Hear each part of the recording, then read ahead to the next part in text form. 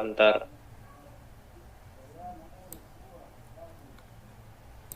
Udah mulai ya. 1, 2, 3. Assalamualaikum warahmatullahi wabarakatuh. Perkenalkan, kami dari kelompok 2 ingin mempresentasikan final project statistika dan probabilitas yang berjudul Analisis Pengaruh Penggunaan Artificial Intelligence terhadap Efektivitas Belajar Mahasiswa. Di sini, biarkan kami perkenalkan diri terlebih dahulu. Nama saya Raka Purwarkananta dengan NIM 2510512-102. Perkenalkan, nama saya Muhammad Rizal Atalah dengan NIM 25105121110. Perkenalkan, nama saya Jeremy Sitongan dengan NIM 25105125106.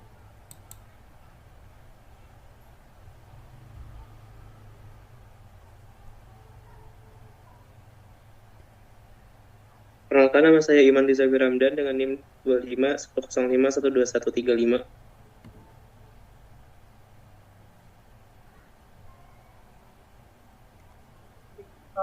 Perkenalkan, nama saya Tagat Al-Bakri dengan NIM 251051210. Di sini saya akan menjelaskan bab 1 yaitu pendahuluan. Next. Yang pertama adalah latar belakang. Latar belakang dibuatnya final project ini adalah perkembangan AI seperti ChatGPT, Copilot, dan Gemini telah mempermudah mahasiswa dalam mengakses informasi dan mendukung proses belajar. Namun, penggunaan AI harus tetap diimbangi dengan pemahaman materi, berpikir kritis, dan kemandirian. Oleh karena itu, penelitian ini bertujuan untuk menganalisis pengaruh intensitas penggunaan AI terhadap efektivitas belajar mahasiswa menggunakan regresi linear sederhana. Next. Rumusan masalah dalam penelitian ini adalah berdasarkan latar belakang yang telah diuraikan, penelitian ini bertujuan untuk mengetahui apakah penggunaan AI berpengaruh signifikan terhadap efektivitas belajar mahasiswa, serta mengukur seberapa besar kontribusi penggunaan AI dalam menjelaskan variasi efektivitas belajar mahasiswa melalui analisis koefisiensi determinasi. Next. Manfaat penelitian ini adalah, yang pertama adalah memberikan informasi mengenai pengaruh penggunaan artificial intelligence terhadap efektivitas belajar mahasiswa. Yang kedua, menjadi bahan evaluasi bagi mahasiswa dalam memanfaatkan AI secara bijak dan efektif sebagai pendukung proses belajar. Yang ketiga, menjadi referensi bagi peneliti maupun institusi pendidikan dalam pengembangan pemanfaatan AI di bidang pendidikan. Next. Lalu yang ketiga adalah batasan masalah. Agar penelitian ini lebih terarah dan terfokus, terdapat beberapa batasan yang perlu diterapkan, yaitu yang pertama adalah penelitian hanya menganalisis pengaruh penggunaan AI terhadap efektivitas belajar menggunakan regresi linear sederhana. Yang kedua, data diperoleh dari kuesioner mahasiswa dan hanya berlaku sesuai dengan karakteristik sampel penelitian. Yang ketiga, penggunaan AI diukur secara umum, sedangkan efektivitas belajar diukur berdasarkan persepsi mahasiswa, bukan nilai akademik. Next. Baik. Selanjutnya itu bab 2, metodologi pengumpulan data. Jenis penelitian yang kami gunakan dalam penelitian ini adalah metode kuantitatif, yang dilakukan dengan cara survei, yaitu mengumpulkan data primer secara langsung dengan kuesioner.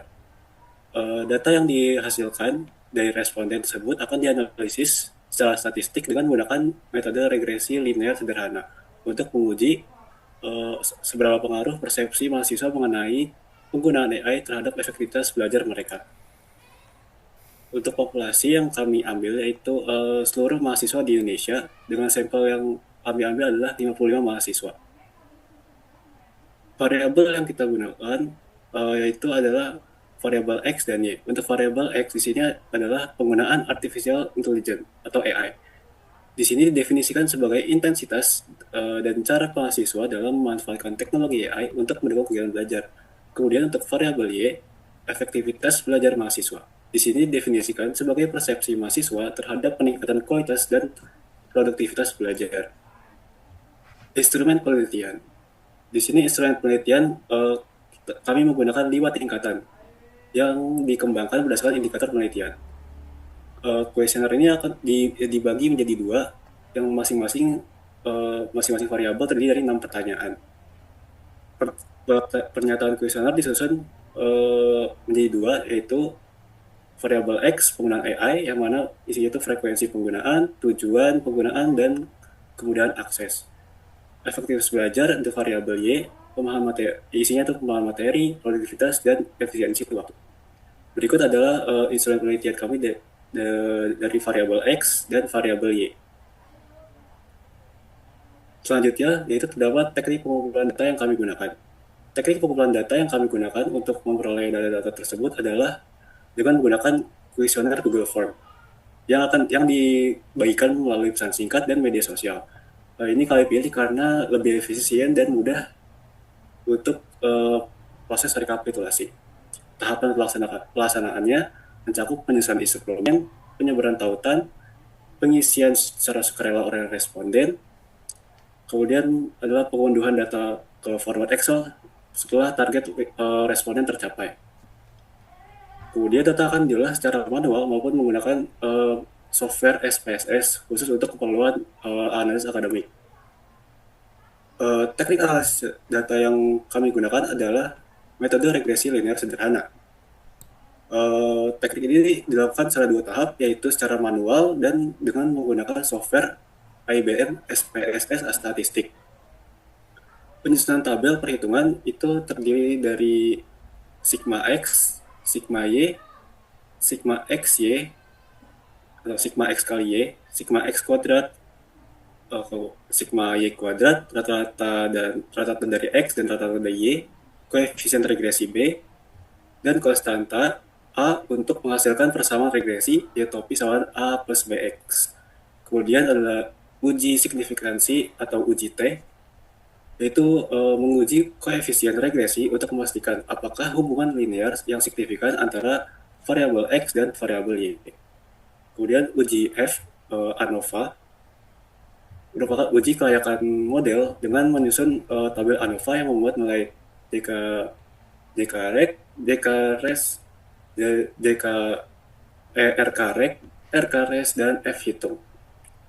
Koefisien determinasi atau R kuadrat dan korelasi R untuk mengukur seberapa besar kontribusi variabel X dan variabel Y serta melihat kekuatan hubungan antara kedua variabel tersebut.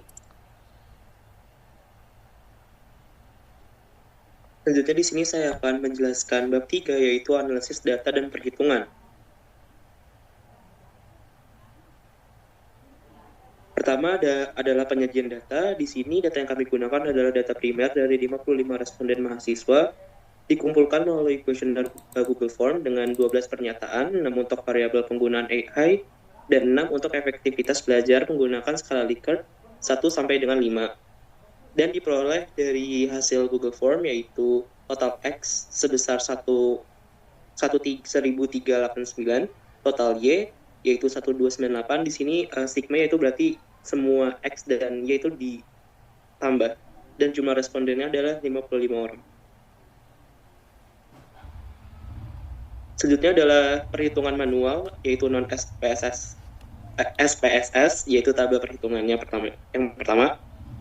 Di sini sebelum menghitung persamaan regresi, kami menyusun tabel perhitungan terlebih dahulu. Dari tabel tersebut diperoleh yaitu sigma XY sebesar 33.556, yang kedua sigma X kuadrat yaitu 36.005, dan sigma Y kuadrat yaitu 31.844, dan yang keempat adalah rata-rata dari X yaitu 25.545, dan yang kelima adalah rata-rata dari Y yaitu 23.000,6. Selanjutnya adalah sama tetap perhitungan manual yaitu non-SPSS, yaitu tentang menentukan persamaan regresi. Di sini kami menggunakan metode least square, diperoleh koefisien regresinya yaitu B sama dengan 0,8372, dan konstanta A-nya yaitu 2,4572, sehingga persamaan regresinya adalah Y 2,4572 ditambah 0,8372X. Artinya setiap kenaikan 1 poin penggunaan AI akan meningkatkan efektivitas belajar sebesar 0,8372 poin. Selanjutnya di sini adalah nilai prediksi dan residual. Di sini kami membuat tabelnya.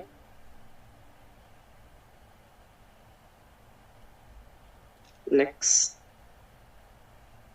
Selanjutnya adalah masih dalam perhitungan manual, yaitu standard error estimasi atau SE. Di sini standar error estimasinya itu atau SE diperoleh sebesar 3,2538. Nilai ini terbilang kecil jika dibandingkan dengan rentang skor G yang berkisar antara 6 hingga 30, sehingga model regresi ini cukup baik dalam mendekati nilai aktual tersebut. Dan di sini bisa terlihat juga ada perhitungannya. Next.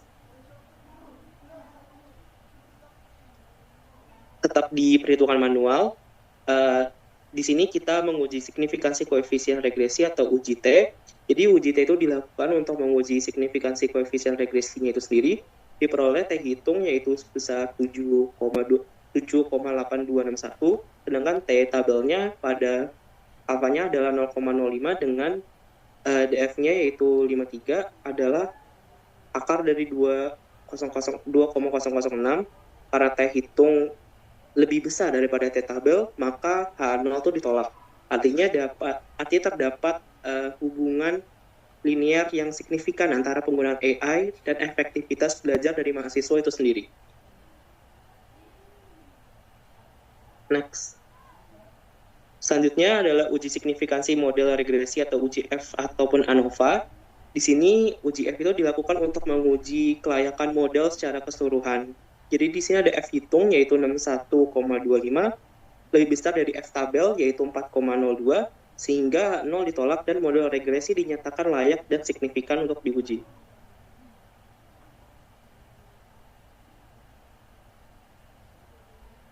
Dan di sini ada koefisien determinasi atau R kuadrat dan koefisien korelasi R.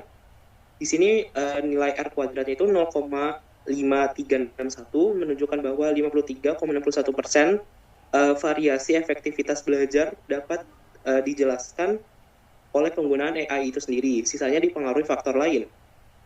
Koefisien korelasi R yaitu bernilai sama dengan 0,7322, menunjukkan hubungan positif yang kuat antara kedua variabel tersebut. Di sini kita memasuki perhitungan menggunakan SPSS statistik.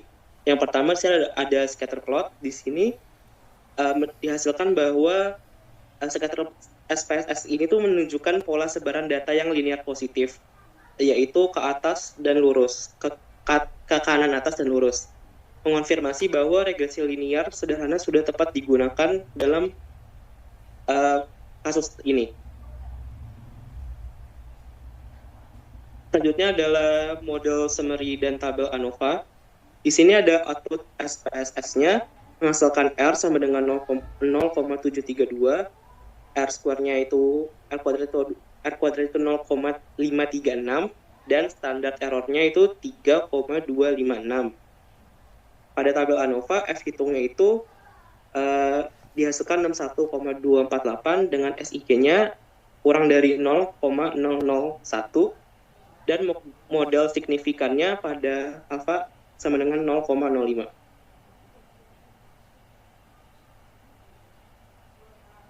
Dan yang terakhir adalah perhitungan menggunakan SPSS pada tabel koefisien, di mana pada tabel koefisien SPSS menghasilkan konstanta yaitu 2,457 dan koefisien X-nya itu sebesar 0,837 dengan T hitung sama dengan 7,826 dan SIG-nya kurang dari 0,001. Jadi persamaan regresi dari SPSS ini tuh yaitu Y sama dengan 2,457 ditambah 0,837X sesuai dengan hasil perhitungan manual kami yang telah kami hitung sebelumnya dan tidak beda.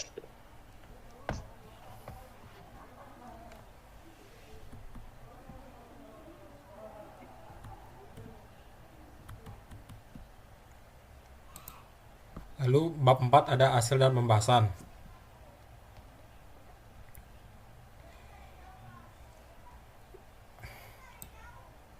Hasil persamaan regresi linear sederhana yang diperoleh adalah dengan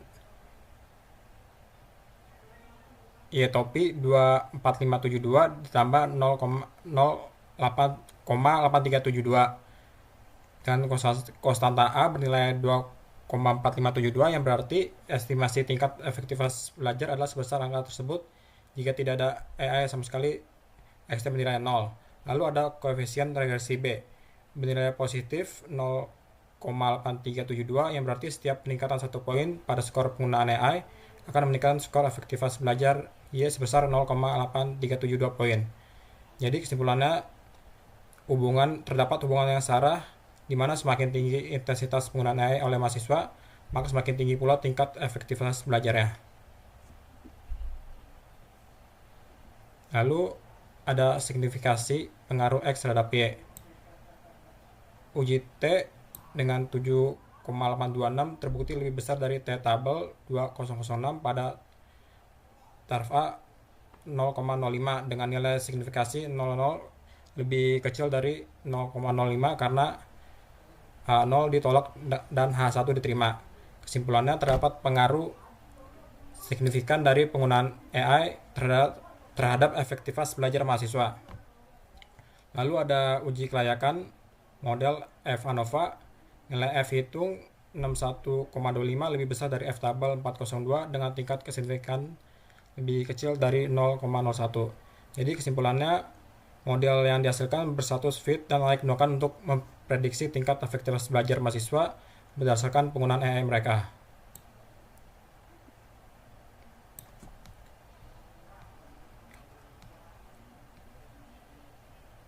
Lalu ada koefisien determinasi dan koefisien korelasi. Koefisien determinasi bernilai 0,836 atau 53,61% yang berarti bahwa lebih dari separuh perubahan pada tingkat efektivitas belajar mahasiswa dipengaruhi oleh intensitas penggunaan AI. Lalu sisanya dijelaskan oleh faktor-faktor di luar model penelitian ini seperti modifikasi, lingkungan, dan kualitas pembelajaran. Lalu koefisien korelasi bernilai positif 0,732 yang menunjukkan bahwa terdapat hubungan yang kuat antara kedua variabel. Hal ini mengindikasikan bahwa peningkatan intensitas penggunaan AI cenderung diikuti secara konsisten oleh peningkatan efektivitas belajar mahasiswa.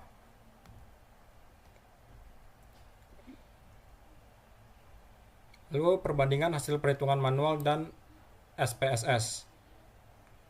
Dari hasil perhitungan manual sangat konsisten dengan output SPSS. Perbedaan kecil pada JKREC dan JKRS terjadi karena pembuatan desimal secara manual.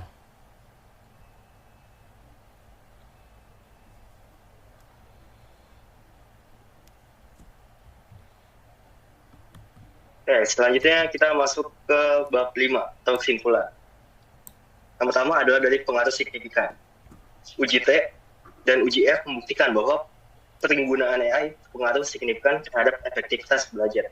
Yang tadi diketahui bahwa dapat nilai hitungnya itu di uji signifikansi yaitu 7,826 dan lebih besar daripada di T tabel yaitu 2006 dengan tarafnya itu 0,05 yang artinya ada pengaruh yang signifikan dari penggunaan AI terhadap efektivitas belajar.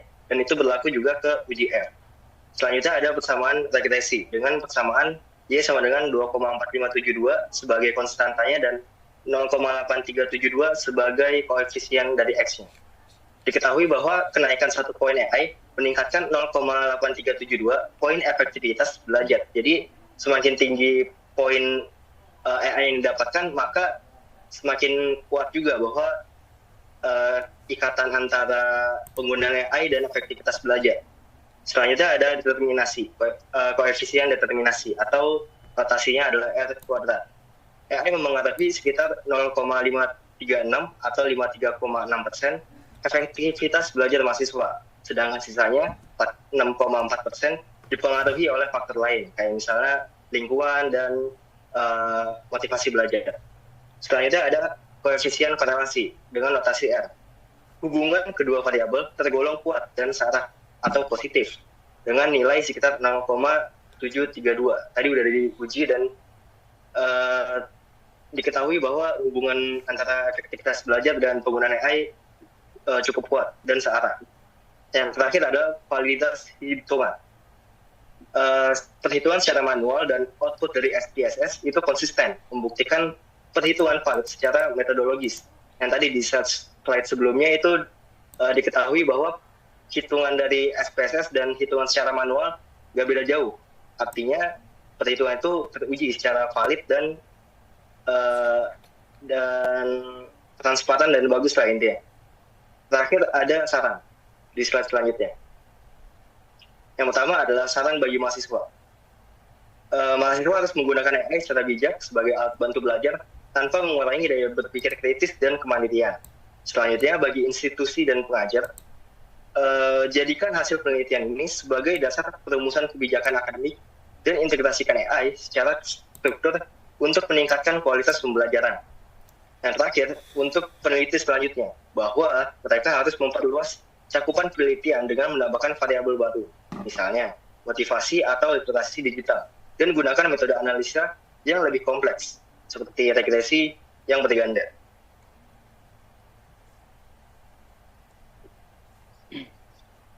Sekian presentasi dari kami. Terima kasih atas perhatian dan waktu yang diberikan. Mohon maaf apabila terdapat kesalahan dalam penyampaian maupun tutur kata. Wassalamualaikum warahmatullahi wabarakatuh.